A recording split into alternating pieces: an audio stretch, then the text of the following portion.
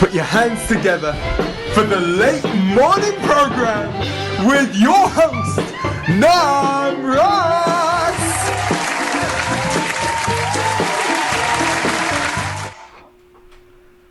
What's up, Brahma? Hi. How's it going? Good. Thanks for coming on. Thanks for having me. This is my 15th episode, everyone. Thank you. Good job. We have a little bit of an audience. So what are you up to these days? Not much. Cool. What about you? What are you up to? I haven't done this in a while. I've just been busy and stuff. So, but now I'm back into it. And I think the last one you did? The last one I did was Chaitanya Nanda. Does anyone know? Yeah, Chaitanya Nanda. But that, I don't know when that was. Oh yeah, when was it? Like maybe 2 months ago. Oh, okay. It was a while ago. Anyways, so let's talk a little bit about you. Like, so how did we get to know each other? You joined at the same temple that I grew up at, right? Mm-hmm. Yeah. So tell us about that. How did you come into contact with devotees? I read Gita. My neighbor, Kula Pradeep Prabhu. We both became vegetarian and were reading different philosophies. At least I think we both were. And he gave me a Gita. I can't remember whose translation it was. It was like a really thin Penguin Classics. Mm-hmm. And he was like, oh, you got to read this. It's crazy. Really? And then I read it. How old were you guys? Kula was... I don't know. Kula, were you 17? Yeah, Kula was 17. I was 14. Barbara Stoller Miller. What's that? Barbara Stoll or Barbara Stoller? Stoller Miller. What, that was the Gita? That was her translation. Oh, it was nice. like a really small translation. Uh-huh. And he lent it to me because he was reading Prabhupada's, I believe. And then it just spoke to me in a really deep way. Really? The way, there were things that, like you ever look in a mirror and you sort of like can disassociate from what you're looking at. And you sort of think, I'm looking at this thing, but I'm something inside of it. Like that reflection, you kind of disassociate with what you're seeing. Right. And so I had this idea, like, okay, I'm not this body, but going beyond that and have much to do with Before you read the Gita? Before reading the Gita. Really? So when I read the Gita and the idea of like, you're not the body or something within the body, then that really spoke to me in a really deep way. Wow. And then I was like, okay, now what do I do? So I had some friends in Massachusetts who were devotees, and they sent me beads and were chanting. And then finally, we were able to go to the temple because I didn't have a license, so I was just depending on Kula, Right. who was my neighbor. We grew up in a few houses down from each other. Right, so right. We started going. Yeah, I remember when we met. I mean, I don't remember the first time we met. Yeah, but I very vividly remember seeing you and being like, who is that guy? Because his sideburns are sick. And you were wearing a blue kurta and you had earrings. And I always wanted earrings. But it wasn't a blue kurta, it was a blue t-shirt. Okay, for some reason, But I it was remember... really big. It was really big. Because I remember there's a lot of pictures of that. I had like this blue Krishna t-shirt. Yeah. I remember when we went to Gita Nagari, I don't know how old you were. Because how much younger are you? How old are you? I'm 33, going to be 34 this year. So you were like 9 or 10 or something. Yeah. And I remember we came back and we're at your parents' house. Or then we're going to go to Tawako. And I took a shower and changed, but I wasn't sure to put on my old dhoti that I was just wearing or a new one. Oh my God, And I was like, which one should I put on? And you're like, well, you don't want to be like an elephant bathing. Put on a clean one. And I was like, oh, all right. Oh my God. And I think it was the first time I ever heard that. I think I got more influence from you and Shamakumari than anyone. Yeah. She told me I should move into the temple when she was like, I don't know what age she was. So after wandering around the basement. Yeah, so after you got in contact, how much later did you like move into the temple and become a monk? I had to wait till I turned 18. Oh, okay. Because my parents were not so inclined. Right. So I turned 18. I think I put on saffron earlier. Yeah. And got initiated before And then when I went away to college, I went to college in Detroit because it was my Guru Maharaj's zone. And I was living in the temple half the time and then in school half the time. And then once I turned 18, then I moved to Gitanagari. Oh, okay. So it was, it was a few years later. What was your experience meeting your spiritual master for the first time? Like, what attracted you to him?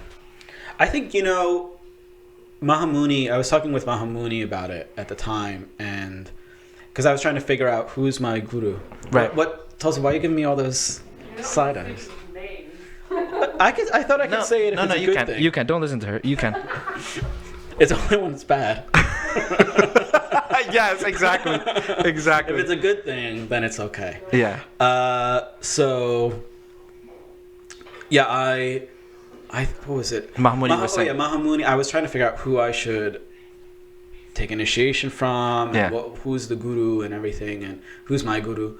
And he put it really well. He said, because some people were like, "Oh, I met my guru. I just knew he was my guru." Yeah. And I was like, "What does that mean? What the hell does that mean?" Yeah, yeah. And or they would be like, "Oh, he had this aura and he had this effulgence."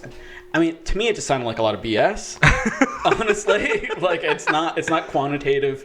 Yeah. And it's not really helpful, frankly. Right. And so what he said to me was, it's not a sentimental thing. It's that you have faith that this person can help you to get prema or can take you back to Godhead, he said at the time. Right. And I think that really gave really concrete parameters for me to understand. And I was talking to some different people that I was attracted to, and I remember hearing my Guru Maharaj's lectures and really feeling deeply connected with them, and also that I could understand what he was saying, and I could very immediately apply what he was saying to my life. And to me, that felt like an important thing, that these other people that I was talking to very well may be qualified gurus, but I felt that knowing who I am and knowing who he is, I could understand what he was saying, I could relate it, and it would actually like apply to me. And that I thought that made sense. Then I also saw his disciples and I saw what they were like, and I kind of thought, well, I wouldn't mind being more like these people. Right. The qualities that they had, like people like Kalpavriksha Prabhu and Lagima Siddhi. Right. And so that kind of solidified it. And then we were writing. I was writing letters to my Guru Maharaj, and it was a while before we actually met in person because I was always getting grounded. Really? And I could never.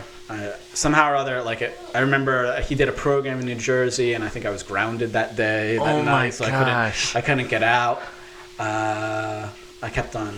Yeah, I was pretty much grounded all of my high school career. I never went to school. That's amazing. So then, after you met him and you kind of wanted to become a monk, most of your monk life was in Gitanagari? Yeah. It was at the farm. It was all in What was that experience like? It was nice. It was really nice. I got there, and then within a month I went to India for a few months, and then I came back, and then my Guru Maharaj came back to the U.S., and then I traveled with him, and I was his secretary for most of that time when he was in the U.S. Right. And otherwise, I was a pujari. I got second shortly after he came back, and then. For me, it was ideal. It was exactly what I wanted to do. I just wanted to be a pujari, and I just wanted to serve the deities, and somehow or other it all sort of worked out really well. It was intense, especially when I was doing deity seva and doing all the emails with my Guru Maharaj. Oh, wow. But it really taught me a lot of responsibility. Being with him, I think there was spiritual things that I learned, but also just material, like how to be a grown man, how to be an adult with responsibilities, how to, see things through, and just very basic stuff as a human being. But it was revolutionary for like a teenage right. boy, and for me that was invaluable. But also just being in the farm was nice with the devotees that were there at the time. It was a nice community, and also just being out of the city, like I couldn't have imagined. In some ways, I always thought it would be cool and fun to live in a place like in Boston or something. It seemed like a nice group, but I couldn't have ever managed that. I'm not a Sankirtan devotee or something. Right. So for me, my Guru Maharshi would always say like, yeah, this is brahmacharya life. You live in the forest, you serve the deities. Right. And so that was, I was happy with that. Nice. And then then you got married later. And how long you been married for now? Over 18 years, I Wow, think. wonderful. Great. And then you lived in India for a while, right? Yeah. We've been going back and forth since that first. I mean, I've been to India every year for the last 20 years, except for 1 year. Really? Yeah, I think between my first trip and my second trip, I didn't go once. Wow. 1 year. Maybe it was 2 years. Maybe like one full year passed, but it was like a year and a half until I went. Like when my daughter was born, I don't think I went for like a year and a half. Okay. And I went when she was 6 months old or so. Wow. So I've been going there, but then we lived there for 1 year, basically on and off for about 2 years, mostly in Mayapur. And that's where you kind of did a lot of research, and you got training, further training as to be into deity worship, archanam, and things like that. Yeah, I would say like it started there. I mean, it's been sort of an ad hoc process in terms of my research and my study. I was pujari. Basically, whenever I met anyone who knew anything, I would corner them and ask them every question I had. And I would kind of keep lists of questions. If I saw pictures of a puja, I'd try and understand what's happening in it, and I would ask them, okay, what's this? And if I saw some new puja or something, I mean, now there's videos and YouTube and the internet, but then I would look at like old Brijbasi spirits. Oh, right. You remember those? Yes. There were like pictures of Gaur-Keshava doing installations, and so I would right. ask. Eventually, I got in touch with him, but other devotees, and I would ask them, like basically corner them and ask them everything I could think of until they were exhausted with either me or just the questions, or exhausted their knowledge. Yeah. And then in Mayapur, I continued studying there, and then that was the first time, like we were living in Mayapur, and then I eventually made my way to South India. One of those trips when we were there for a long time. Oh, okay. And made some contacts there, and then continued studying, and I met people like Gaur-Keshava, and he introduced me to some other people, and then eventually Sevatula and I met our teacher, our Pancharatric teacher, Dr. Shalva Pila Iyengar, who we've been studying with for the past few years. Right. So what got you interested in like, because I know I've assisted you in these pratishtas, many of them recently, which has been really awesome. Like, what got you interested in that specific part of Pancharatra? I mean, I think for me, the whole Pancharatric scene I'm interested in somehow or other. Certain things come up more, I think. I see. Yeah. I mean, Pancharatra it's both a philosophy. It encompasses everything. It's a philosophy. It's not just temple worship necessarily. It's everything that you do is connected into the Pancharatric process. But I think somehow or other there's all these deity installations right now, and it came at a perfect time when for some reason I've been able to get involved with them. Yeah. And then Sevatula and I have been spending a lot of time studying and going through stuff and checking on texts, and somehow there's been a sangha, so it's kind of like a perfect storm. Right. But I like the utsavas. I think for me the pratishta is so much about the meditation, and that's what I personally get into, of how the deity comes to be, right, and how the Lord descends into the murti, and the connection between the murti and the mantra, the diksha mantras. Right. But I think like festivals, when you have festivals, whether it's a pratishta, that's when people get excited. Yeah. And like I remember the first time I went to India, the devotee who took me on parikrama, he made a really good point. He said every few years you can do parikrama, and that's like you do your pilgrimage. Then throughout the year you have your liturgical calendar and you have festivals, and those are like little pilgrimages. And then you have Ekadasis, and they're like every 2 weeks you have it's important to kind of get recharged, right? Because you can sort of get run down. Not that the idea that because sometimes that can be taken in the wrong way, where we just do our thing and then every once in a while we do our spiritual life, right? But it's just a sort of to get like an extra recharge because we sort of get drained. Yeah. So I just think that of the practitioners, it's a way to, as a priest, to connect the community to the deity. Right. Well, we're on that subject of deities. I always get this question about installed deities and uninstalled deities, and how some, if your household. Excuse me, we're trying to have a podcast here. Uninstalled deities in homes. People don't want to uninstall them because they don't want to have like an amazing high standard. Yeah. So they say, okay, we don't have to install them. Or people get deities that are ancient deities that are like, we don't know if they're installed or not, but they worship them and stuff. Like, so tell us a little bit about that. Like, should someone install deities if they? Because I think our listeners could probably really benefit from this, and you're being an expert in this subject. Like, should deities always be installed, or can we worship uninstalled deities?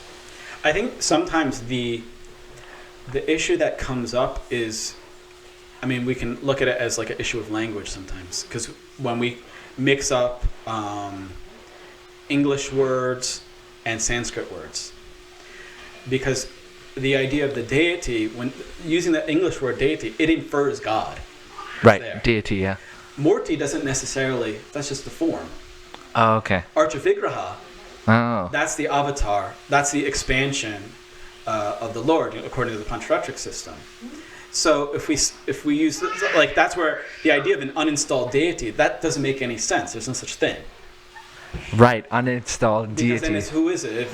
It's like a not God, right?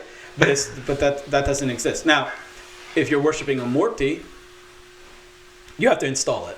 The short answer is you always have to have an installed deity. You always have to install You always have to install a deity. There's no such thing as worshiping. Otherwise, you can respect a picture. Yeah. And that's fine. But when you get Murtis in your home, they should be installed. Otherwise, who's there? Who are you? Like, it's like Narayan permeates everything. So in one way you could say, who's there? Is it Sakshat Krishna that's there directly controlling the entire universe from that spot? I don't have that vision, so I can't say. But according to Shastra, that's not how it works. Right. So they have to be installed. It's not the question of like what you're saying, like, oh well, you have to have an incredibly high standard or something. Like, I think that's where people get confused. Like, exactly. If you have installed Radha Krishna deities, you have to have like 8 artiks and all this stuff. That's not the case in my understanding. Yes. The idea is that you install the deity in some form, and like in some way, not in some form, but in the Murti, the appropriate way. Right. But then you have whatever standard that you set up. Usually, it's you do some puja in the morning, 16 upacharas, and then you put them to rest in the evening. And that's it. You offer whatever you have. Right. That's it. In a temple, it's different. I think Srila Puri Maharaj made a really good point. He said something like, the deity in the home, or the deity in the temple, is like a king. So in the king, he's the center of everything. So everything has to go according to his program. But in the home, he's like a guest. So he's a little bit more accommodating. Right. Now, some people can take advantage of that and think, oh, well, no, it's Krishna's the center of my home, so he's also the king. But it's not like that. It's just analogies have faults. So, let's try and just... The point is that it's a little bit more accommodating, and it's just, I mean, I've seen many strict, very, very strict and orthodox Brahmanas, Vaishnava Brahmanas. What they do is in the morning they do their puja, and then that's it. Right. And it's not like they feel they're sweating it or something, you know. Right. So it's something those they are can installed deities. Yeah, it shouldn't take too long. Also, that's the thing. I think sometimes we think like it should be like it's like 5 hours of puja. It shouldn't be anything like that. It should be 15, 20 minutes. That's it. Yeah. If you're taking longer than that, then it's too much. You can't maintain it then. You can't maintain it. You have other things you have to do. Right. You know, have to and do it's other the things. fact. It's a grihastha ashram. Right. You have to chant. You also have to probably have a job. Right. Work and read and do all these other things. I mean, there's like all this sadhana stuff, and then you have to have all of your maintenance. Yeah, yeah. What about deities that like maybe someone found or that are ancient deities that we don't know they were worshipped before or they're so what would your view be on that? Like in terms of what? In terms of do they need to be installed again or are they good to worship or you know? Because I see that, you know, a lot of people looking for old deities and things like that, which is cool. I mean, I think it's cool to see an old deity, but according to Shastra and according to authority, what is the right way to go about that? I mean, my understanding, at least, I can only speak from what's in agamas and Shastra. What is agamas? So the agamas are the body of literature that deal with, you could say ritual in general, or and that's divided into different parts. There's the Shaiva agamas, Vaishnava agamas, I think there is Shakta agamas, and there is maybe one or two other ones. Okay. Within the Vaishnava agama scheme, we can say. Yeah. There's the Vaikanasa agama and the Pancharatra agama. Okay. And so we don't follow Vaikanasa. That's only like a few temples at this point now follow Vaikanasa, like I think Parthasarthi Swami Temple in Chennai, Tirupati Baluji. There you have to be Vaikanasas, you're born into it. Right. They have Garbha Diksha. Oh, interesting. But we're not Vaikanasas, so we get initiated outside of the womb. Yes. So we follow the Pancharatric system. Yes. Now, and that's part of the Agama group. So in any case, the Pancharatra Agamas, they give some points about installation of the deity. I mean, they cover it intensely, but one of the things what I'm saying is that when a deity is not worshipped after a certain period of time, then he has to be reinstalled. Okay. There's not, unless the only caveat is if it's installed by an acharya, then maybe there's some leeway. Mm-hmm. But if you buy a deity in an antique shop, then still something has to be done. Right. Now, the issue comes, we don't know what the history of that deity is, who it was worshipped by, if it was ever worshipped, what happened to it. We can only go by what we have, which is what we have in front of us. If the deity has no characteristics still, then we don't know what kind of deity that is. Right. Also, agamas describe how the deity should look. If it's worn out, then you shouldn't worship it. How do you make a connection? Agamas describe how the deity should look, the qualities, the measurements, the what's the word? Relationships in terms of measurements. Anyways, dimensions. Not the dimensions, but the. I know what you're saying. Proportions, right, right. Proportions. Yeah. So if we get a deity that you don't see anything on it, it's cool. It's cool. You can, or not a deity. If you get a murti, let's say,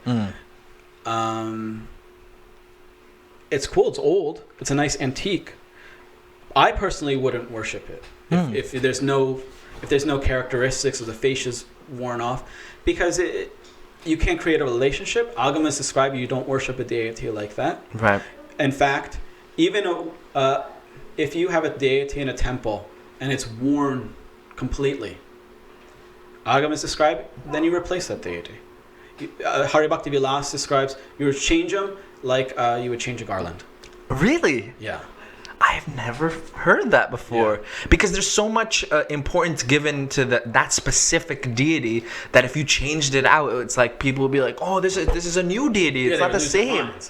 But exactly, but this is also sometimes you'll see in some very ancient temples you'll see stone deity. There's also a distinction between the different types of deities on the altar. There's the Mula Murti, which is the main stone deity, and then there are the other metal deities that are expansions of that. Right. So sometimes you may even see an old deity behind the Mula Murti, which was one that's aged. Now, they say if that deity is installed by an acharya, then you should worship him until just one finger is left even. Oh. So there's no question about it. But if it's not installed by the acharya, there are different types of installations, ones that are done by rishis or acharyas. Right. And then ones that are installed by, regular Joes. But yeah, it says you replace them. But there's different rituals of how that's done so that the prana is still intact from the original Murti. Even if, like, say a metal deity is broken and you have to replace him. There are different types of breaks that are considered, some are important, some are non-important. There's Kanishta, Madhyama, and Uttama breaks. Really? Yeah, and so some can be repaired and then it's okay. Some then you rejoin it with like gold. Oh, okay. But if it's beyond repair, then what you're supposed to do is you take the, if it's a metal deity, you melt the metal. You take that original metal, you add whatever extra metal you need, and then you recast it. But it should look just like the original one. Oh, interesting. And you're keeping the same metal. Yes. Which is also interesting. Which also makes sense at a time, 1,000 years ago when it was a lot harder to get all of these things also. That's fascinating. That's practical. But also then during that time, you take the prana from the Murti and either you deposit it back into the Mula Murti or you deposit it into a kumbha and it's worshipped. Or if it's a long period of time, then you would put them into like a wooden carved form of that Murti. But it's not that you just go to Loy Bazaar and you get another and you're like, oh, well, that one I want a different kind of Krishna. Like, I want one that he should look like the original one. And he should be made out of that same metal. Like, there's parameters for it. It's not just like you just replace some willy-nilly. And there's descriptions of at what point that happens and all the rituals that are involved in doing that. I mean, it's something that we have to think about as we grow as a movement long term because, already murtis are starting to, they start to wear after some time. For sure. I was reading one text and they were describing, it was a study about like this particular process. And they were saying how there are practical aspects to a lot of the rituals of purity. So if you have a murti in an altar, okay, when they take the, like we would say, utsav murtis out on procession, when they come back, they're supposed to give them a bath. Give them a bath before they go back on the altar. Because the idea is they go out and there's all this dust in the air. And there's all the stuff in the dust stool and all sorts of things. And when you bring them back, what's going to happen is you're going to pollute the altar for all the things that fell on the clothes and everything. Right. And then that dust over time starts to build up in the altar. And that's going to start to eat away at the metals of the murti and at the stone. Interesting. So it's about archivability. And that's why also like we have to be, I mean, there are many reasons. I'm just giving like, there's like material reasons, there's spiritual reasons, there's like different types of levels of material reasons, but it's one aspect of like thinking the scriptures are thinking very long term. They're thinking 1,000 years ahead. Right. How to maintain, because it's not like in one day you go out and then all of a sudden the deity's going to be ruined or something, or the form is going to be ruined, but it's after a few hundred years. But sometimes it can be even faster, like we see in ISKCON. Yeah, I know. I mean, ISKCON we see like there's marble deities. There's even like that poured marble deities, and even in the time that it's been now, let's see, the most is like 40-50 years. There's so much deterioration. Yeah, and I just wonder how it's going to be in the future. I mean, I think the Madan Mohan temple that Srila Radhanath Maharaj established in the GEV, I think is a really landmark because it's one of the first granite murtis of Krishna. I think it's probably the only one in ISKCON. Really? Granite? He's made out of granite. And that's what Agama actually describes. Oh. The deity should be made out of granite. Isn't Shringadev in Mayapur? Yeah, and there's some of this granite as well. Okay. I think they're made by the same people or same group in Mahabalipuram. Okay. Because these granite is stronger, will last longer, has longer. Oh. It's not as like the marble deities are so fragile. Yeah. And a granite deity like Madan Mohan, that's why you can have Abhisheks for like Narasimha or Tirupati Balaji or this Madan Mohan more than once, but marble you can't do that. Even when we place them, you have to be very careful how the deity is placed. Otherwise, stress goes in the wrong place, and but granite deities are very long term. So I personally hope they install more granite deities, but they're going to look different than what we're used to. Yes. They're mostly, they want mostly I guess it's considered beautiful, the white Krishna, white Radharani. But like also like to get that Tribhanga form, the granite has to have sort of a little bit of a background, like a piece in the back. Like Nathji, I believe he's granite. Maybe he's not granite, but maybe he's some stone from like Kamyavan or something. I don't know, but he's not. I don't believe he's marble. Right. I don't know when that tradition came, but I'm sure it's before us, obviously. Right. Well, we're on that subject of deities. Like I made this Facebook post recently of donor Abhishek. I can't believe there are 250 comments. Yeah, I'm sure there's more now. Yeah, it's crazy. I couldn't keep up with all the comments, but people were just, it got the attention of the deity worship ministry, which was cool. But I think it's just a real dilemma that devotees have, managers have now. How to maintain a temple, keep the income coming in, but at the same time sticking with what Prabhupada's standards were or what standards are in deity worship. I don't know. I just don't agree with it, and I think there's other ways to go about it. I heard that the reason it was started was because of the Turley case. Isn't that interesting? Someone messaged me privately and told them. I don't think that's the case because I remember it before the Turley case. Oh, really? Well, what year was the Turley case? Wasn't it like, that was like late early 2000s? Yeah, late 90s or early 2000s? Yeah, I think they were doing that before. Really? I feel like they did it in 96 in Centennial. Yeah. Remember everyone has those collages, the Centennial collages with the 1,008 rivers and yes. Oh my gosh, yes. I think it started in Juhu. Oh, yeah? Yeah, I believe it started in Juhu. I don't know. What do you think about it? Like, I know what you think about it, but but maybe I'll surprise you. Yeah, maybe you will. I'm really into it. Go for it. Yeah. I'm not. I don't like it. I mean, there's like a few different aspects. I mean, for sure, the temples have to come up with some way to not just raise money, but also take care of the people that take care of the temple. Yeah. I mean, traditionally, yajamans or the sponsors are honored.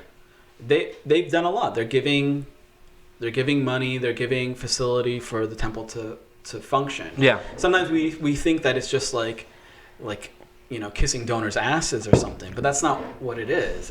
It's it's actually like offering respect and thanks, and I think that's appropriate. Sometimes it can go overboard, for sure, but traditionally you would have, I mean, let's not say even traditionally, but there's two aspects, right? Like there's how does the temple maintain itself, and then how do we worship the deities? So maybe we could talk first about why that would be inappropriate from like a deity worship perspective. Sure. Yes. Right? Yeah. That's good. Because it's two different sort of topics. Mm-hmm. From a deity worship perspective, it doesn't make sense because the adhikar for worshiping the deity is initiation. Okay. So, and why is that, right? Mm-hmm. Like, is it some elitist thing? It's because the mantra that one receives from the guru, second initiation, the mantra that one receives from the guru is the sonic form of the deity. They're interconnected. Or you could even look at it this way. The murti is the physical form of the mantra. but they're interrelated. During the Pratishta, the Murti is, or not the Murti, but the Archavigraha is made out of the mantra that one receives from the Guru. So they're interconnected, and the adhikar that one has to approach it, you have to have the mantra, because the mantra is the access point. And using that mantra, one does nyasa, and bhuta shuddhi. So you destroy all the material elements in the body, you rebuild them spiritually, then you apply the mantra on different parts of the body, and then you can approach the Murti because you're made out of the same elements, and you're recognizing that. Interesting. So we go through this whole process of meditation and everything, and then we can approach the Lord. But then, it's weird if a guy gives $108 after you do this whole process. He shows up in a suit and knocks the deity in the head with the kalash, and then gets a selfie, and then continues on. To me, it's like anticlimactic. Right. It doesn't make sense. It's aparad. Because he doesn't have the adhikar, or she doesn't have the adhikar. Yeah. Now, they may be second initiated. Then they say, okay, well, what if they're second initiated devotees? Now, the thing is with what is the point of the Abhishek? It's to offer kingly worship, right? Rajopachar. Yeah. And so there's a whole process for that. Now, when you have everyone just coming, okay, let me take a step back even. Yeah. Who gets benefit from it? Because then some people will say, well, I want to get the mercy too. Right. I want to bathe the deity. I want to bathe the deity because that's the only way, apparently, to worship the deity is by bathing him. Yes. Like, when we've done all these abhisheks for pratishtas and stuff, I personally think the best way is you just have one person that's there behind the deity, and we all help that person. Yes. We all get the benefit. But it's not because we're helping. Anyone who's there, you watching it, you get the benefit. The person doing it gets benefit. Everyone gets benefit, especially when we all work together. Yes. Cooperatively. And we work together cooperatively. When you see some really beautiful abhisheks, it's usually because everyone is working nicely, and it's like a nice dance. I remember the video you sent me of if this in the South India, someone was doing it, and everyone was just standing around, and he was doing it kind of. Yeah. He wasn't. Maybe he wasn't doing an abhishek, or maybe he was. Yes. But there was some ladies singing, and there was people chanting mantras and stuff. So your point is that they all are benefiting. Exactly, and they all have different services that they can offer. That's the thing, is like this idea that we all have to do the same thing. We all have to press the same button at the same time. Otherwise, it doesn't work.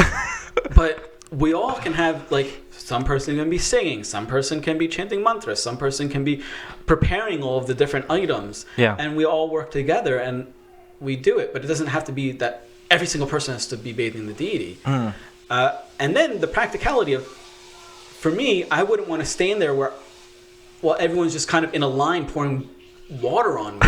There are different substances, and there's different things that are done, and there's ways to do it, and you have to. There's an expertise that is involved. There's training. Yes. That's also there's the mantra that's adhikar, but also there's training. Yes. And unfortunately, not everyone has that training. Yes. And I think maybe we need to make it more widely available. But I personally don't believe that every single pujari, then, like when you have an abhishek, all the pujaris come. It's also dangerous. Like in some of these installations, we're fortunate in the US, it's not such an issue. But in some other places where you have like an installation, everyone wants to come. And I understand that they all want to participate because you never get to bathe big deities like that. That's usually why I kind of take a step back anyways and let the local devotees do it. Yeah. But it's also very dangerous because it's slippery and everything. But you have to be really careful. Like when we move the deities, we don't just let everyone who wants. Sometimes everyone wants to touch, like in New Jersey. And they think by static electricity, they're going to pick up the deity. And like just by everyone have 100 people touching them with their fingers going to pick up. You have that one person who knows what they're doing to pick up the deity. Otherwise, you can break him. Yeah. And that's aparad. So there's the aspect of practicality. There's the aspect of, training and knowledge. Then also in my experience, when you have a few people that can do it nicely, it's nice to actually experience it. Oh, it's beautiful to watch. I've seen abhisheks where you have like a line of people. The whole temple room is a line. And they start the class, and everyone's just kind of lined up, going through. People bring their kid. The kid's not clean. So that's the thing. Like, we have to do all these processes to worship the deity. And we're doing Achman. I mean, at least we're doing Achman or something. Yeah. But all these other Bhuta Shuddhi and all these dhyanas, all these meditations. And then people come in off the street. The kid has his diaper full of poop. and they're like, no, let the baby do it. Let him hold it. He doesn't care. First of all, he doesn't even care. Yeah, right. He's a baby. Just let him be. And it's aparad. It's an offense because then the thing is contaminated. Then they'll say, okay, well, you hold the conch. The pujari holds the conch, and then they pour it through and it runs through. To me, that's a silly loophole. It doesn't really work either. Right. Because, one, it's just not practical. Yeah. And also, then they're contaminated. You know, the idea is that all these substances are worshipped. The murtis the deities are installed in each of these substances, and they're worshipped. So the adhikar for even holding those things is very specific. Wow. You know, and if you don't know, adhikar meaning qualifications. Yes. So it's really important to have people who know what they're doing, and also I think opportunity for people to learn how to do those things. Not that, okay, like I'm not saying, oh, well, maybe I know how to do it, so no one else should do it, and it just should be me and you, Nam, and then we go, no one else, and that it shouldn't be like people feel like they're cornering the market on it or something, but people should be able to learn how to do these things, and then, there should be a community, and that's how you also learn, is by assisting other people that know how to do it. And then you have these teams that can do it really expertly. Yeah. Because everyone is working together. Yeah. Rather than, okay, no, now you get to pour the conch. Now you get. I've seen so many Abhisheks where they're making sure every single person that all of the pujaris are going to pour, and the deity is just standing there, and it interrupts the whole flow of it. Yeah. And then you just see there's all these guys standing around. I mean, frankly, it's usually just guys, right? And they're all just standing around. Yeah, yeah. And it can actually be a really nice thing if a lot of times people just need to sit down. Yeah, I think this is not a well-known thing, like that. Oh, by looking, you can also benefit. By doing something in the background, you can benefit. And usually, the Abhisheks when you have to do that, you end up doing a real bare bones Abhishek because of it. Because they're like, well, you can have 10 minutes for the Abhishek, and then we have 2 hours for the donor Abhishek. So you got to go through it really quick. Yeah, yeah. But if you do it really nicely, then it's actually something people want to watch. Yeah. No one wants to watch everyone in the whole community. No, that's not pour the thing, and first of all, you can't even see it anyways. No. But no one wants to watch that, so it's boring. So I understand why people will be like, I don't really want to sit and watch that. But if you see a really beautifully done Abhishek, then people will sit and watch it. But it requires time, it requires skill, it requires a good team. I think training is what is lacking. Yeah.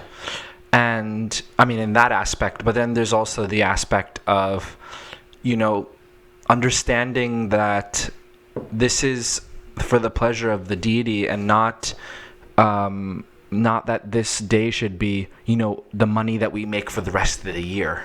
Yeah. I mean, I can understand that part also. I personally think that most of the time you're going to get people who want to sponsor festivals. Mm-hmm. People don't, I mean, it's more sattvic to maintain things over long periods of time, but most people aren't necessarily there. So people get inspired by festivals. And I think part of it is changing the culture, where when you have a really nice festival and it's done well from the start, you just have to have faith. Maybe the first time you're not going to get all the money for it. Right. But maybe the second time people will say, oh, well, this is what they're doing. Now, I can stand back. So the example I always think of, like, I think at ICNJ, once or twice we've done this where we have our Brahmotsavam. Okay, yeah. And we were talking about how do we get people to sponsor it. And the idea was, rather than say, okay, we're going to have 100 people sponsoring for whatever amount of money, we have 2 people. And that's like it's their festival. They're responsible for it.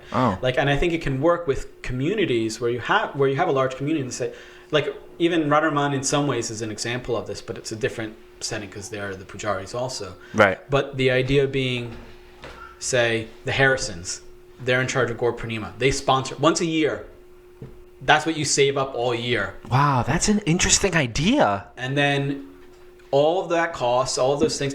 Now, it should be, obviously, it's not like when they do the donor Abhisheks, it's just covering that particular festival. They're trying to raise money long term. Yeah. But, obviously it would be not just for the whole festival, but something more than that. Like, say you give 10 grand or something, or you have a few people that this is their responsibility. And then during that festival, they should also be honored. They should be given the best seat to sit. They should be given the Mahaprasadam, because it's, and that's in the tradition. The Yajaman is honored. Yeah. They're given blessings. They're taking care of the Brahmins. They deserve it. Yeah. And so the idea is that they own that festival in a way. And that's like they pass it down from their family, and they take responsibility for it. Whether it's even raising funds for it too. Or whatever, whether it's just the festival itself or they have to meet a certain quota, but that's like theirs. But the idea, I think, that people like Narasimha Kabacha have said, and many other devotees, sponsors should be taken care of. Give them a good place to sit, give them good prasadam. And in my opinion, give them a good place to sit doesn't mean like, okay, well, you have the Yajamans sit here, and then you have all the senior devotees also. No, the Yajamans, they should have a special seat, not just anyone with gray hair also sits there. Right? Yeah, right.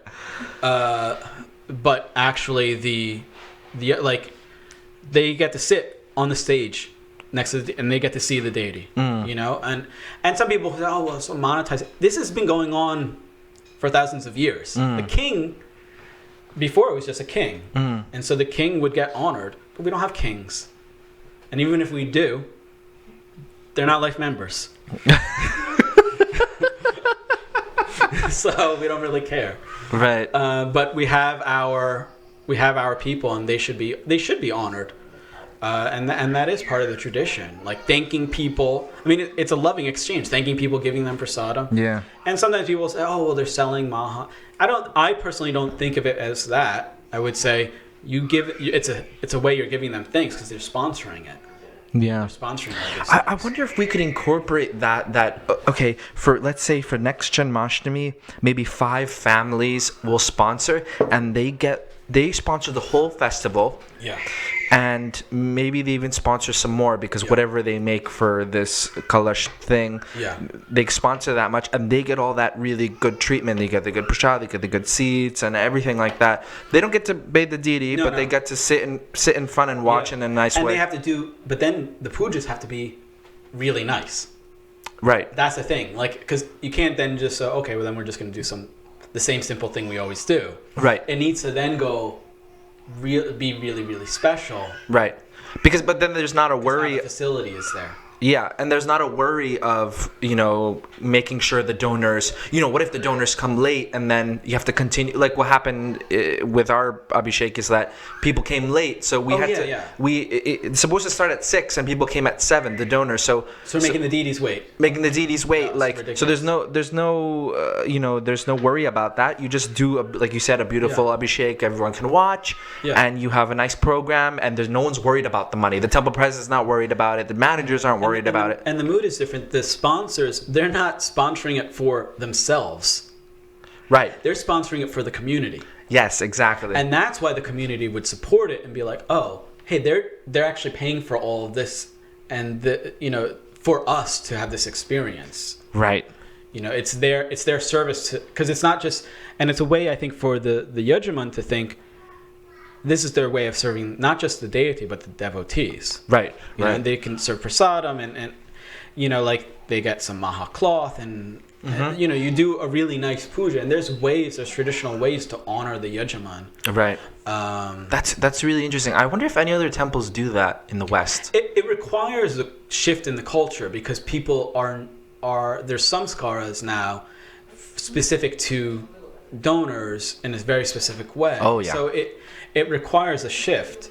It requires brahmanas and it requires donors and it requires a little bit of patience because it may not work in the same way. But in my opinion, it's probably a better long-term thing, and you develop relationships in a very different type of way. And I mean, in my opinion, it's better to sell a few things for a lot of money than a lot of things for a little money. Yeah, that's true. But, you know, there's people who've made fortunes selling garbage, and Right. that's too. But we don't. Krishna is a lot. He's not garbage. He's everything. Yeah. Yeah. So, you know, and we're not also, obviously we're not selling him. Right. But the idea is like it should be expensive. It should be, but it shouldn't just be like, oh well, I can't afford this now. I don't have access. It's a different mood, I think, and people get frustrated. This is also a thing. Now let's connect that to the first discussion about like what's the adhikar for worshiping. Yeah. Because this is the thing. Sometimes people complain about the donor abhisheks, but they conflate it with thinking, well, I want to be able to do it. It's not fair that they do just because they give money. Give money, right. And that's the problem, is that the people who give money, it's not like they have particular adhikar spiritually. Right. Necessarily. Sometimes they do. Many times, I mean, honestly, many times they're second initiated devotees who are basically running the temple. Right. But many times they're not. So then people will think, well, why does he get to do it? Or why does she get to do it? The only difference between she and I is not initiation, it's money. Neither of us are initiated, neither of us technically have qualifications, but they get to do it because they paid something. So it's like, if you give some money, then you get around it. And that's where I think people get hurt by it, and people get really annoyed, because so then they think, well, if we get rid of the donor abhisheks, then everyone should bathe. Not everyone should bathe. It should just, but it shouldn't be, if you pay, then you get some special ability to bathe. Right. Right. I can hear you guys really clearly. It's on the other side of the house. No, you guys talking. Let's shift gears and talk a little bit about initiation. I know that's a topic that you like to discuss. So what aspect of that is kind of interesting to you, in the sense of like, okay, is it something like modernly in ISKCON, or maybe even the past, like, because there's first initiation, right? There's Harinam, and then there's mantra Diksha, what we call, or second initiation.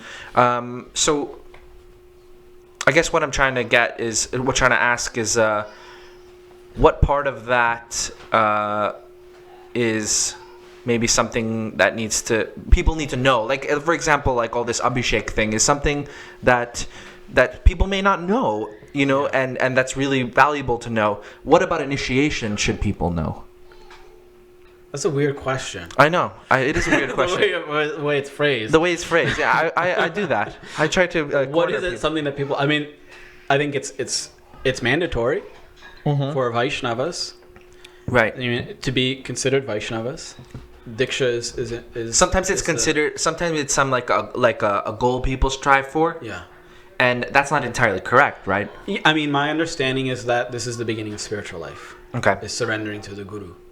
The process of initiation is you, when you find that guru. I mean, that's why I think a text like Shri Guru and His Grace is mandatory reading for anyone who wants to take initiation. Shri Guru and His Grace. Who wants to become a devotee, because initiation is, you have to take initiation. Right. What was I talking about? Okay, it's the beginning of spiritual life. Okay, yeah. So it's the beginning of spiritual life. It's I think one devotee put it really well, that when you take initiation, you give up your name, you give up your identity, you give up all that ahankara, and you connect to the identity as the servant of the guru. That is what getting the new name is. That's why giving up that identity, and then we take our neck beads, or in some traditions they brand, because now you're the property of the guru, and so you identify as a servant of the guru. Right. That platform is the base platform of spiritual life. We can have experiences before then. We can have practice before then. But that's at least according to Shastra. I'm sure there are many nice people who are devotees, but at least according to Shastra, this is the mandatory beginning of spiritual life. There are always some, what's the word? Not examples, but outliers of that. Right. You know? But for the most part, that's the process. I think you're right. Sometimes we give so much emphasis that we put initiation on this weird pedestal that it becomes impossible to achieve, or that we think that we have to be in some special place. But it's really like we really just got to move on it. We don't have much time. Right. We don't have much time. You know, our spiritual masters aren't always going to be around. Yeah. We need to take advantage of the time that we have with them. Yeah. And really get going. And sometimes we think, oh well, when I get older. It's harder when you're older. Yes. It is much easier when you're younger. Yes, for sure. You know, I took initiation when I was 17. It was much easier to be in that place to take initiation then. When you're in your but sometimes people do it. Yeah. You know, like how old was your father? Yeah, he was, well, so let's see, that's more over 23 years ago. He was probably in his 40s. Yeah. How old was Srila Prabhupada? He was in his 30s, I think. So the thing is, sometimes when people do it when they're older, they do it much better. Right. You know, I was 17. It's not like I did much with it. Yeah, right. But, you know, you have people like Srila Prabhupada. They did it a little later. Yeah. And they did well. We're here. We're here because of it. We're here, yes. And people like your father also. Then you know, it was because they had some experience. So I'm not poo-pooing like the idea of people who need to wait a while. Yeah. But I think sometimes the idea of like minimizing it, or thinking that they don't need to do it. Yes, I think that that's a big thing. I think people don't, you know, they don't need to do it. They feel they don't need to do it because, you know, maybe some, you know, devotees go on and do all kinds of things without initiation, and that's become maybe a norm in some sort of way. Maybe not completely, but. Or they think it's only if they maybe they have Upanayam. Right. So, you know, I can worship deity. It's a different thing. It's a totally different system. Really? Yeah, I mean, you can do some things, but you can't worship in the temple. And also, we have to be a Gaudiya Vaishnava means to be initiated into the Gaudiya Vaishnava mantras. Right. Not the Vedic mantras. Those are different ones. Yes. So it's a different thing. Interesting. Or maybe, I mean, I don't know. There are many reasons why people may or may not. It's hard, I think, in ISKCON because we have very clear parameters for people to get initiated. Right. And there is not the ability for the guru always to be able to say, hey, okay, you know, like this person's working on making progress. And maybe there are, and I think there are some cases. And so this is where, you know, it has to be, it's a private thing ultimately. Yes. Like I can say all I want, but it's between the guru and the disciple what that process is and maybe how long it will take for them to take initiation. Like I remember Tulsi was telling me that some devotees You're in not England... supposed to say people's names. Oh, yeah, sorry. She was telling me how some devotees in England, they're deaf, so they want to get initiated, but are they deaf and mute or something? No. Sorry, only deaf. So they can't chant 16 rounds the way regular people can. Yeah. So their guru made them like a concession, like they chant only 4 rounds or something. So maybe that's what you're referring to. Yeah. That according to the guru's discretion, they can make some changes. Yeah. That's not very popular, but yeah, I'm sure it's being done. But there has to be that. Now it's a dangerous thing. People say, "Oh, it's Prabhupada Society." Okay, but you know, gurus have to. There still has to be some ability for a guru to have a personal relationship with their shishya. Yeah. But you know that I'm not a guru, so it's not really my issue. It's not my problem. But I'm just saying, like, you know, that's ultimately it's between the guru and the disciple. But my concern is always just as long as you feel like this is something that you need to do, Yeah. like that people need to do. This is an important step in spiritual life. Yes. It can't be avoided. Yeah. It's integral, and just like if you worship a deity, then you need mantra diksha, you need initiation into that process. I mean, having the guru, it's not just a formality. Some people say, oh, it's a formality. It's not just a formality. Having a relationship with a senior is important. Now, maybe not everyone has that direct relationship with their guru. Then they have it with maybe some other seniors or shiksha gurus. Right. But the formal process of initiation is important. It's integral to spiritual life. It's connecting us. Right. You know, and the mantras are important.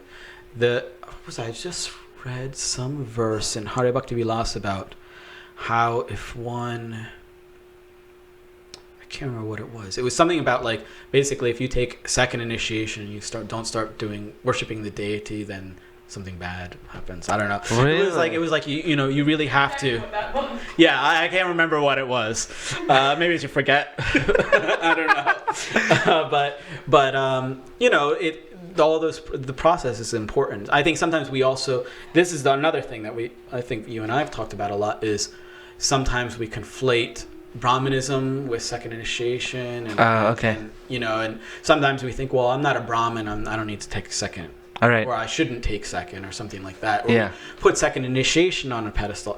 And I think it's hard for me to fully understand, because I kind of remember before taking initiation, like everyone who had initiation, I think it's different from a Western convert than someone who's like grew up in the movement. But they're like, oh wow, they're initiated. Oh wow, they have second initiation. Right. That's like they're for real. Yes. I remember someone introduced me like that. Like one devotee, like I think we were, I don't know, going to some kirtan festival or something, and they're like, "This is Namas Prabhu. He's second initiated." That's the first thing they said about me, and I was just like, and everyone's like, "Oh wow, that's great, wonderful." What happened to the first time you did it? But I think there is definitely. I mean, I was having this conversation with someone that wants to take second initiation, and I was saying how you should take. You know how the guidelines are, the requirements in ISKCON are you have to take Bhakti Shastri. Is it across the board? Is that? I think it is. I'm pretty sure it is, and I think it's according to of course it's according to Guru, like if they have that requirement or not. But I think it's a good requirement. Just because you kind of get a systematic, study of the Shastras, and you get a better idea of philosophy. Yeah. But I don't know. Some people don't agree with me. Some people say, "Oh, why? There shouldn't be any requirements. There should be whatever the guru says. If they say then you should take it, then you should take it." And I would say it should be. I think there's two things. One is, before even getting into that point, like for me, because we put so much emphasis on first initiation, whereas some groups may not. For me, it's like if you already took first, then just wrap it up and get the second one. Right. Like you already made the commitment. Yes. Oh, okay. Yeah. But before you got to that point, probably should have done Bhakti. You should know the philosophy, what you're getting into. Yes. You should know what it means to be a disciple. You should know what it means to be a guru. Like the idea of, not just because someone is officially a guru, do they have to be your guru? Right.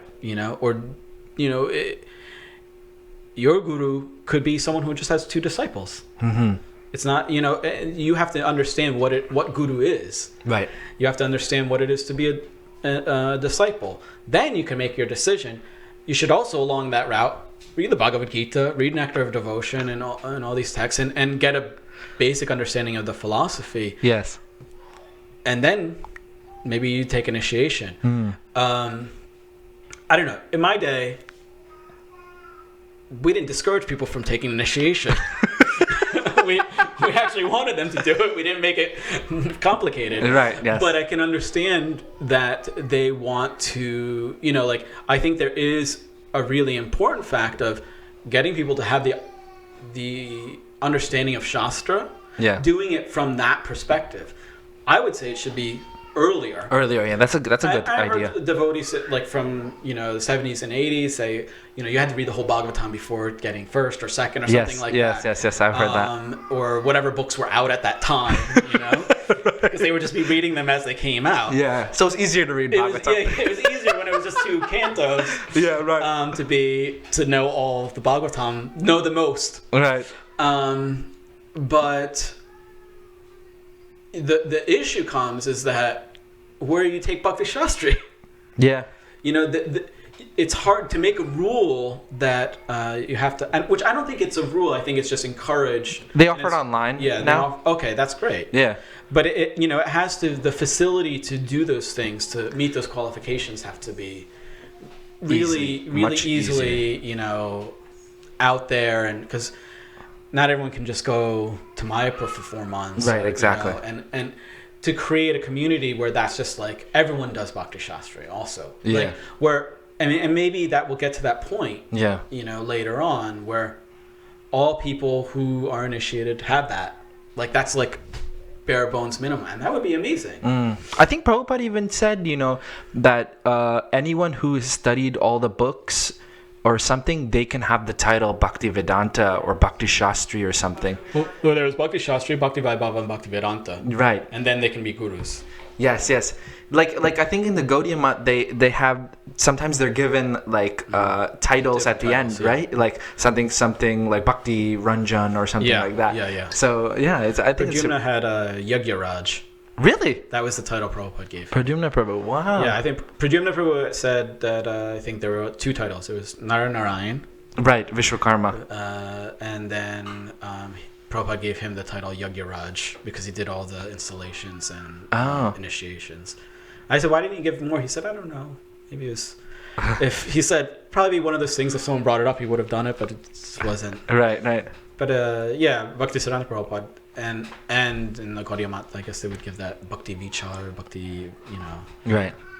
Bhakti Shiromani and everyone had, and then the Bhakti Shastri and stuff.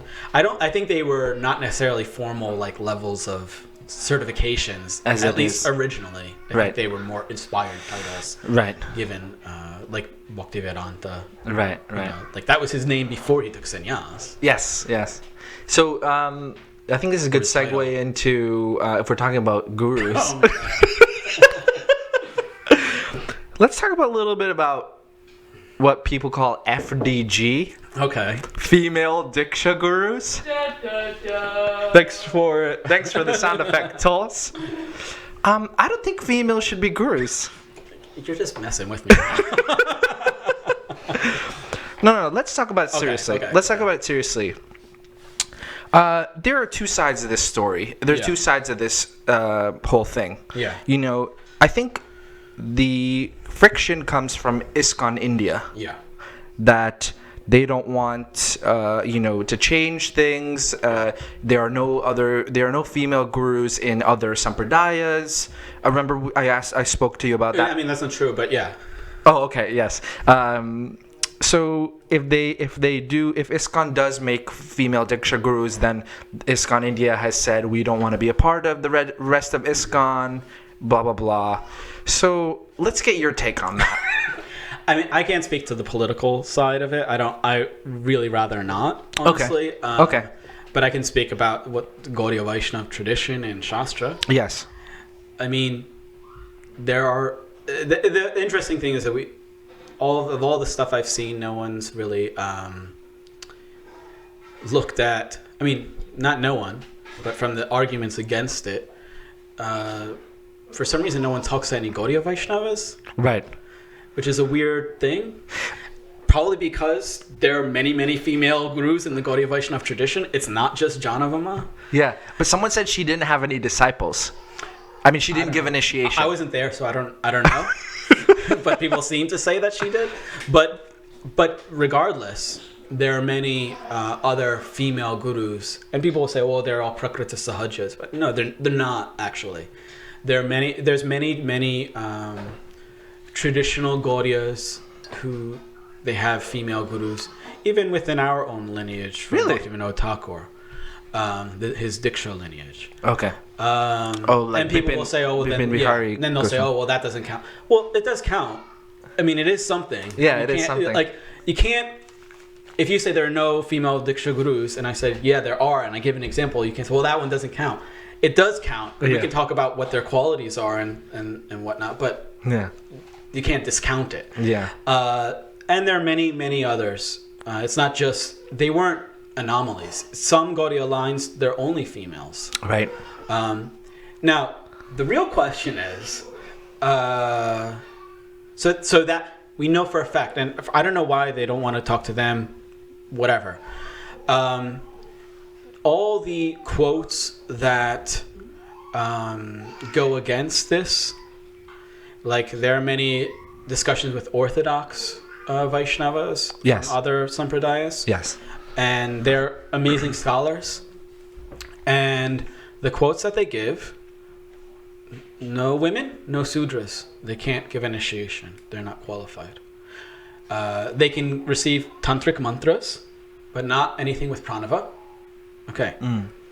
So that ends the discussion, right? So no female gurus, no sudra gurus. So what happens to ISKCON? Right? Okay. Foreigners. So foreigners, yeah. Right. We have foreigner gurus. They're all Vaishnavas, but based on that point of looking according to Janma, we are outside of the realm of Varnashram. So, I mean, not you. You have a gotra and everything. I don't even know what it is. Yeah, you can ask your grandfather something and he'll tell you. Right.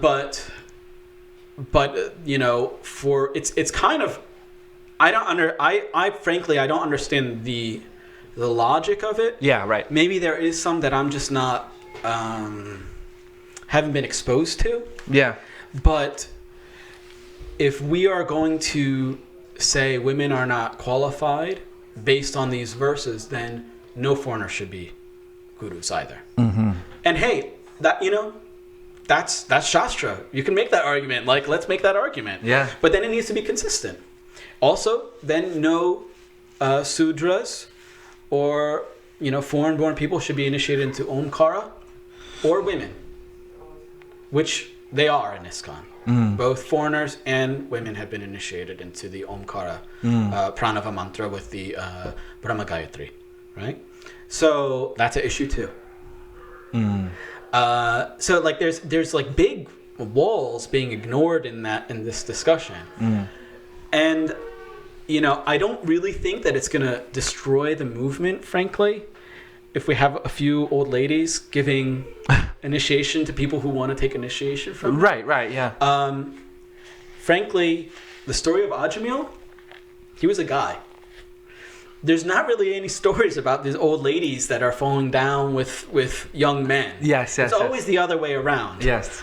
And somehow or other, this is the big concern. Well, what if a female guru marries her disciple? It's going to be an embarrassment for all of us. Right.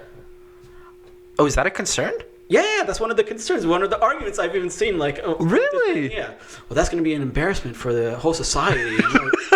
What about? I've read the books, you know, about our own history. Let's just deal with that first. Yeah, right. Now, I appreciated one of the discussions with Lakshmi Tatachar, who's a great Sri Vaishnav scholar in Melkote. Yeah. And he said, yes, it's there actually, and there's a possibility of that, but it's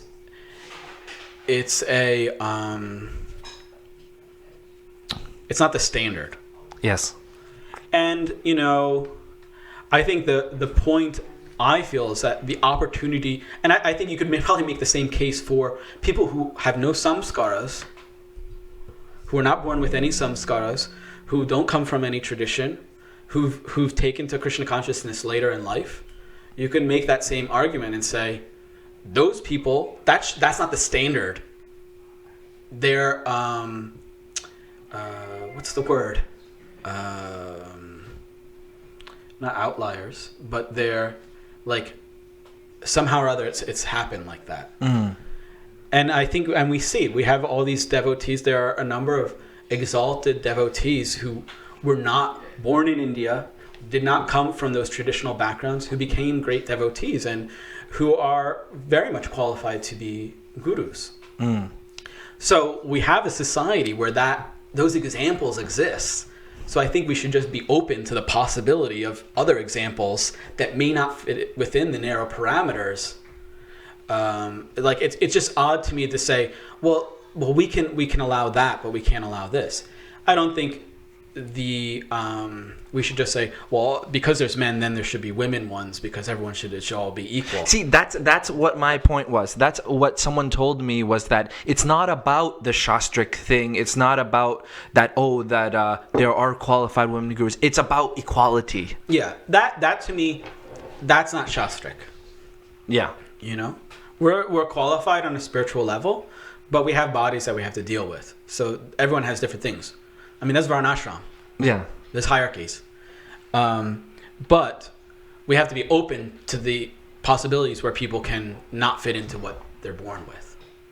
What, the situation in which people who are born in lecha families becoming qualified as acharyas.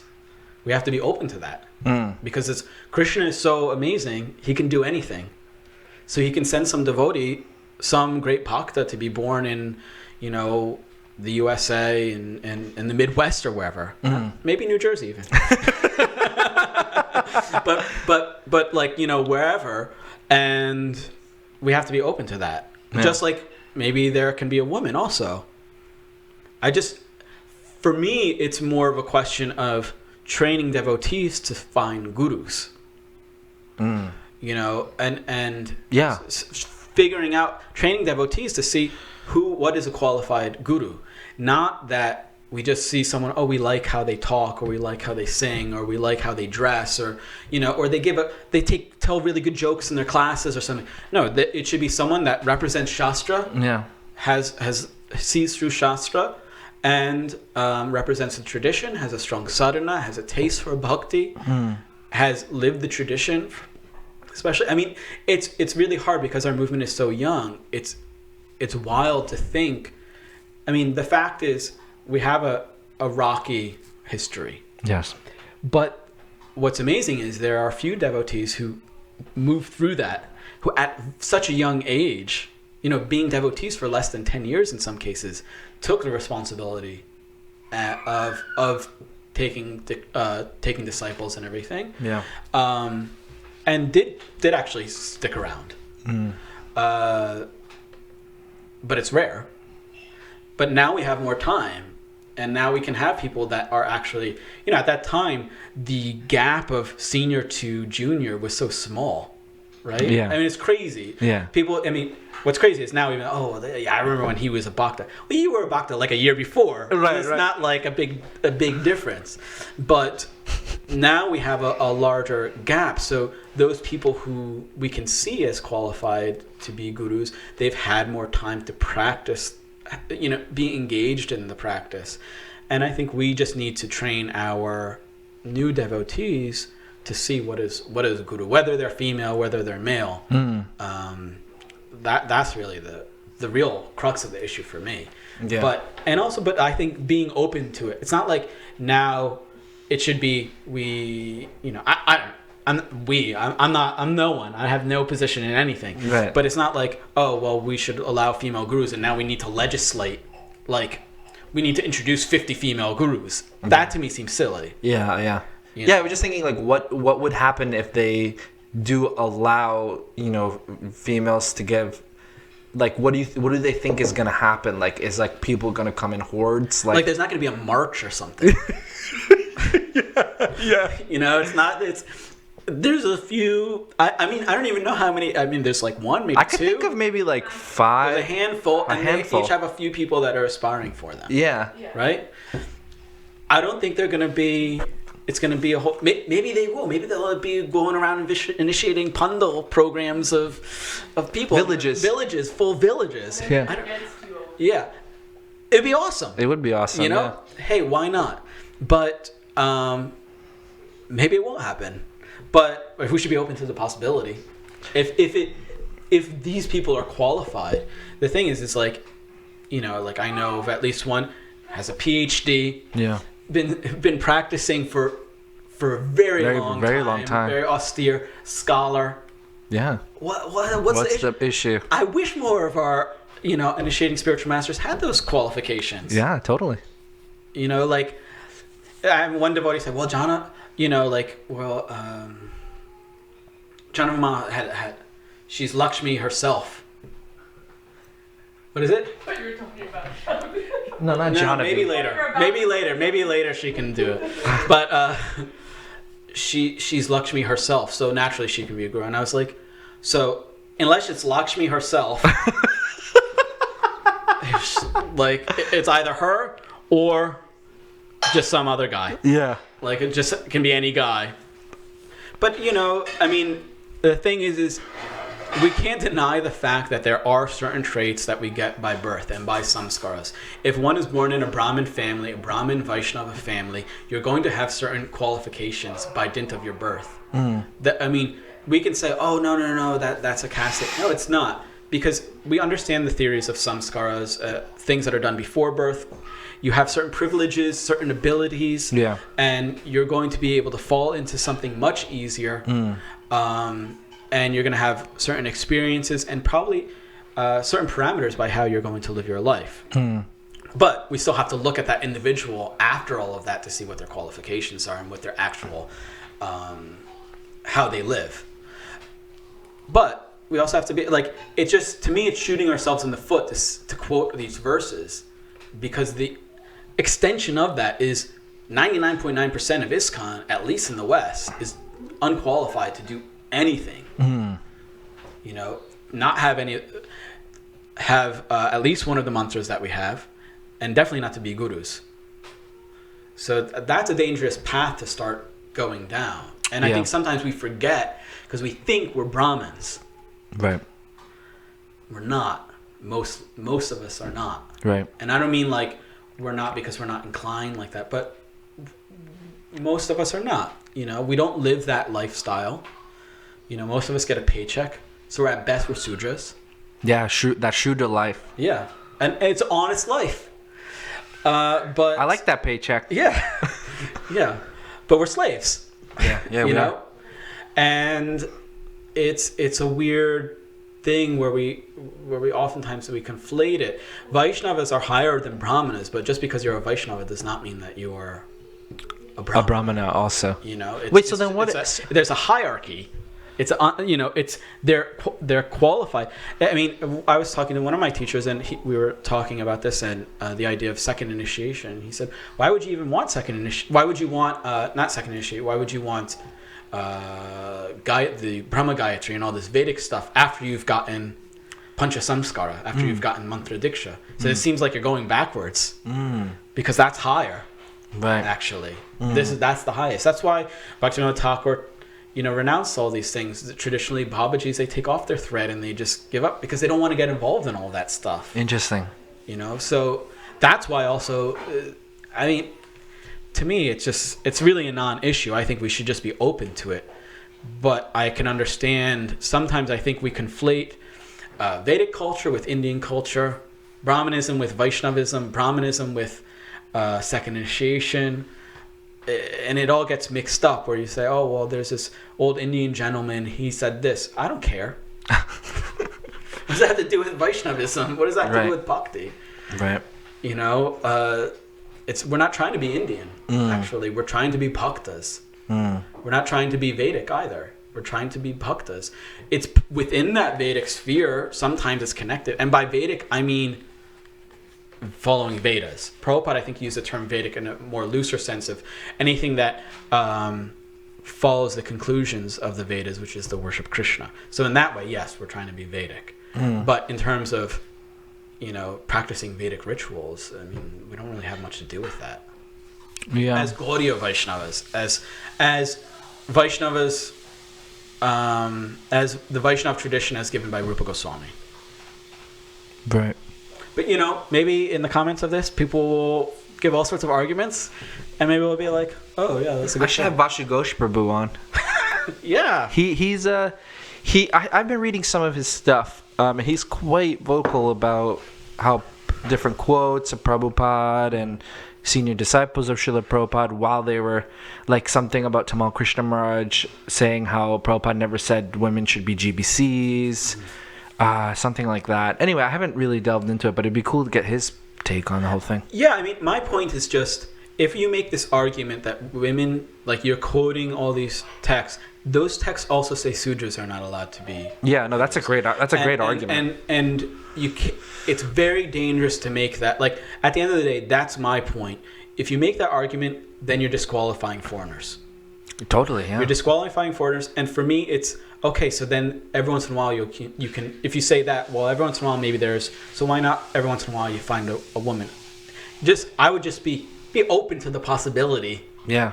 Of a foreigner being an acharya, and a female being one. And the fact is why are we not talking to any Gaudiya Vaishnavas about this? Yes, I mean that even goes back to sometimes even deity worship as well. Like, okay, it says, Prabhupada said nothing about Govardhan Shila worship. Therefore, in any temples in ISKCON, we will not worship Govardhan Shilas from here on out. Like, because when the ministry was, but what about let's talk to the Gaudiya Math. Like they know all about it. Like, and they have so many acharyas that have so much to say about it, I'm sure. But I mean, there's this kind of fear, I would say, to step out of the. It's hard because then things start to get mixed, and we have such a history. Yes, definitely. And now many of those original devotees from Bhaktisiddhanta Prabhupada, they're all gone. Yeah. So we have the next generation. Yes. And things have changed and been influenced by other groups as well. Right. But the history has to be there. And Prabhupada also was specific about, different groups we should talk to. And it's hard. There's a lot of research that needs to be done. I mean, the issue, I think, sometimes with some of those things is, and I think Srivatsa Goswami said this once at the Jiva Institute, that at their inauguration of their Bhakti Tirtha course, that but one of the issues that can come up in the Gaudiya Vaishnava tradition is that we didn't have a centralized authority. Some people may hear that and say, no, Rupa Goswami. But it wasn't centralized like the Madhvas or the Shris. Ramanuja lived for, I think, 120 years, wrote many texts, many commentaries, and it was very clear what he wanted. He organized and standardized temples. It was very clear what he wanted and how he envisioned the philosophy, the practice, and he was just dealing with Brahmins, and Madhva the same. Our tradition, Mahaprabhu left 8 verses. He was in Navadvip, and there was the Navadvip pastimes and then the Puri pastimes. And there's kind of different scene in both of those places. And then, where were all the people, Rupa Goswami and the Goswamis, then they went to Vrindavan. And then, so there's the Vrindavan scene, there's the Puri scene, there's the Navadvip scene. And they all organically grew independently from their experiences directly with Mahaprabhu and those close associates of Mahaprabhu. Then, of course, we have how, all the different biographies, and some of them have even opposing points in them. Right. And that's why Krishnadas Kaviraj's contribution of the CC was so important, because it gave a sort of final word on the story of Mahaprabhu, and then wove the philosophy of Gaudiya Vaishnavas from Rupa Goswami into the text. Right. And then when it was brought back to Bengal, it kind of tried to give it a final word. But things still continued, and there are all sorts of different groups. And so we may say, Bhaktivinoda Thakur, for us, Bhaktivinoda Thakur is an important person, but to other people, they're in some other line. Yeah. And they are still actual, real Gaudiya Vaishnavas. There are many Apasampradayas and other groups that are connected, but there are many other Gaudiya Vaishnavas. And so it's very complicated I don't even remember why I got on this topic, but it's very complicated, I think, in terms of going to people. Yeah. Because there was no centralized authority. Yes. So there are certain things where maybe, in terms of ritual, they may be taking what was happening locally and then kind of Gaudiyaized it, like a Smarta tradition that then was Krishnaized or Gaudiyaized. Whereas a group like the Sri Vaishnavas, they have a really systematic one. They've had a lot longer They have Oh, yeah. 1,000 years. Yeah. They've been around, and so they've systematized things, and it's really standard across the board. They have some different pancharatric texts, each of the main temples, but there's certain things that they agree on. Obviously, later on, there's a split between the Vadakalais and the Tengalais, and they have different moods, of course, even different groups. But they can sort of say, Ramanuja said this. This is the philosophy. Whereas Gaudiya Vaishnavas, it's a little more complicated. Definitely. This is a fascinating subject. And also, so much focuses on bhava. Yeah. And internal process. So that's also very private. I think we have to be okay with that. Yeah. Because sometimes there's a tendency that we want something really cut and dry. I mean, I've just been even personally, I've been kind of just accepting that, not everything's going to be like that, black and white. It has to. There is so much bhav involved, and feeling and gray areas. Yeah. There. I mean, sometimes I think, of course, the danger when we say that is then it seems like we have no philosophy, and it's just we're just a bunch. Ideally, we're a bunch of ecstatics. Right. But there's a strong philosophical side. Sometimes it's underemphasized because of. And we say, we're just bhava. So I want to, be a little careful. No, about that. for sure, yeah. But that internal life, and that's where sometimes the rituals come out. That's internal. It's private. And sometimes I think it's also in this age, partially because of ISKCON's particular position and as a global movement, its growth with Westerners, and we're trying to figure some things out and standardize stuff in a larger sphere across an international movement. Yeah. It's complicated when some things, before all this communication, a guru tells a disciple something and that's it. And how to do puja, you just follow that. But now we have too many access to too many books, too many procedures, and we get ourselves confused. For sure. And at the end of the day, we just have to stick to something, and as long as it's comes from some sort of authoritative process. Definitely. Because even amongst, for example, using the Sri Vaishnava example, there are different temples. They have different agamas that they follow, or different pancharatric samhitas. And there may be some slight variations in how those pujas are done. But that's what happens at that place. I see. That's what happens at... It's not like, I saw they do it there, so I should do that here, because that's more right. Right. But no, that's that process. Even so, in the hair parting ceremony. Right. So, the woman is supposed to take a vow of silence, right? Yeah. Oh, that was a great part of the ceremony when we did it. And so that's according to Samaveda. In other Vedas, the man takes a vow of silence. Yeah, we should follow that one. I don't get a word in anyways. But it's not like, and that's the problem when you move in the global movement and you're not just interacting with one particular village and one particular, so we do a samskar, they'll say, well, no, our tradition does this, and then they think we're doing it wrong. Yeah, oh, right. No, we're not doing it wrong. This is one way we do it, but, there are many different ways oftentimes to do stuff. You just have to, but then there's some stuff that's just wrong. Right. Yeah. There are things that are wrong. Yeah. But sometimes it's a little more complicated when you start to really get into it. Right. Yeah, what's the timestamp there? 1.5. Oh, nice. Cool. Okay, we can wrap up, but some last thoughts. Where do you see ISKCON going in the future? What do you mean? I don't know. What does that mean? It's a very broad topic, actually. Maybe in where do you think the focus should be? Because I know we always talk about things that need to be changed, things that need to be improved. Mm-hmm. So from your perspective, and I don't think people get your perspective very much because you're I think you're a very private person. You're very internal. You keep to yourself. But I think you have very they don't get it, like what I'm saying, or No, not that. But we just don't. We don't hear from you so much. So, and I think you have a lot to offer. So maybe, as some closing statement for all our viewers, who are mostly devotees, I would say.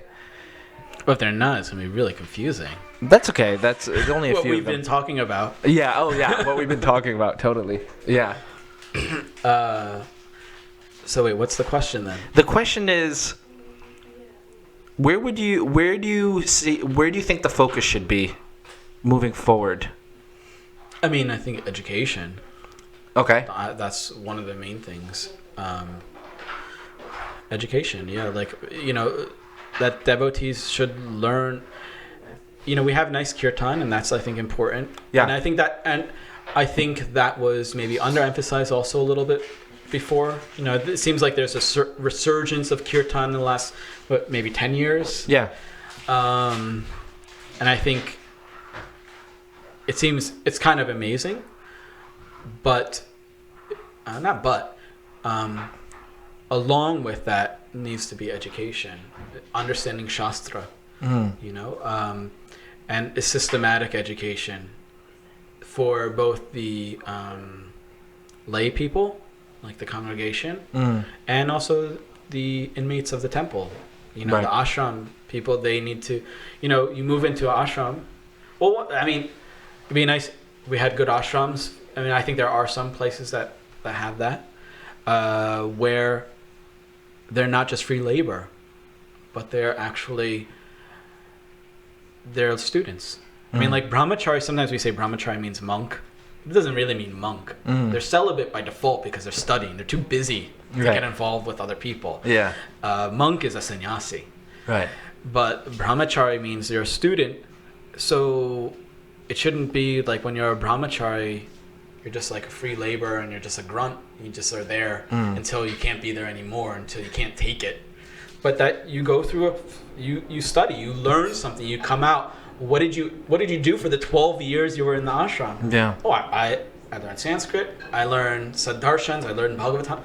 Well, I learned how to, do the pick. I don't know. Like, that's not really good.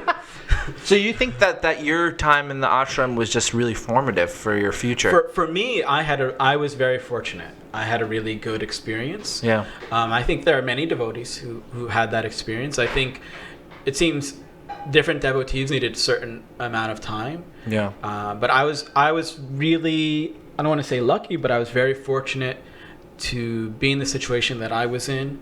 I think it'd be great for everyone to have that experience. I mean, we talk about this all the time. Like, having that ashram experience is you see the difference.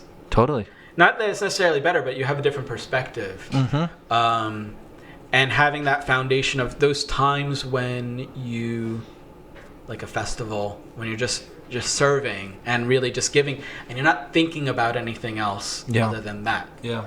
And that's that foundation that then you can build a marriage on, you can build a life on, and where you've had the time. Not that, like, sometimes people, I think they'll go, oh, just take a moment to think about Krishna, forget about everything else. That's not our philosophy. No. You think about Krishna all the time while you're doing everything. Yeah. It's karma yoga. Yes. But what was I going to say? But having that experience when we're students, that's all we have to do, and then we have that foundation on, connect. But I think education is integral. Yeah. That devotees know the philosophy, because there's so much weird stuff that people say that, things about Maya and that are just not our philosophy. Right. So just last thing is you're an artist and as well. Stop doing donor abhisheks. Stop doing it. Future, yes, right? For the future. And take initiation. Yes. So you're a artist as well, and you're a professor of art. On and off, not so much late. That's really interesting. So you do a lot of photography. That's your main thing, right? Photography. Yeah. Fantastic stuff. If someone wants to see your photography, you have a website. Please tell us the URL. Yes, I have one. On the interweb. It's michaelbuhlerrose.com, MichaelBuhlerRose.com. Okay. And if someone wants to get in touch with you, they can get in touch with you. Yeah. Michael Buhler Rose on Facebook. You're on Facebook. Yes, You I make am. lots of memes and things like that. I don't make any memes. I actually don't make any I memes. know. Yes, I'm I just kidding. appreciate ones, but I don't make any. Yes. Or you can go to puja.nyc, puja.nyc. That's Oh our right, that website. you're a priest and you do pujas for people in Yeah. this area or otherwise. Yeah. So if you'd like Europe, to, India, wherever. right? Yeah, if you'd like to, Hawaii. Hawaii. If you'd like to bring Southern California, totally into going. Any beach temples. beach temples, yes. So yeah, you do all those samskars and things. So get in touch with Brahma if you'd like. If any of our listeners would like to do that. But Brahma, thank you for coming on. I really Thank you appreciate for it. It was having really me. fun. I thought we were going to make more jokes. I thought we were gonna make more jokes, but you're very educational and you're very learned. So I think we'll have to come back and do a more late For a joke session next time. let's. Well, talk you're about the one a who little brought up the female Diksa Guru thing. Well, I gotta get a clickbait somehow, right? yeah. Right, or else no one's A gonna. soundbite of that women would not be get everyone to flock. Oh my god, that's such a great No, please idea. don't. There was do one that. line that he said. No, I said that. No, there was one line that he said you could misconstrue it. Oh, right. So we'll see if I'm still in the movement after this. Kick me. Awesome.